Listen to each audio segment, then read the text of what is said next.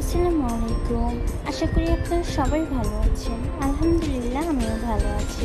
তো আজকে আবারও আমি একটি ভিডিও নিয়ে হাজির হয়েছি। আজকে আমি আপনাদের সাথে আমার সকালের নাস্তা শেয়ার করব।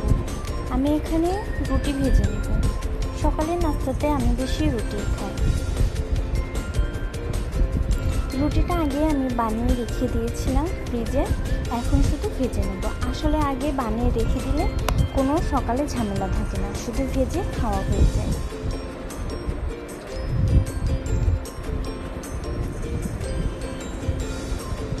আমি এখানে 2টা রুটি ভেজে নিয়েছি,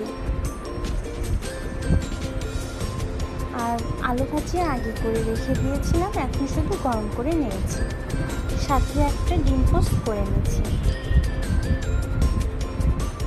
এই তো হয়ে গেছে আমার সকালের নাস্তা। আশা করি আপনাদের সবার ভালো লাগবে। আমাদের চ্যানেলটা সাবস্ক্রাইব করে আমাদের পাশে থাকুন। ধন্যবাদ।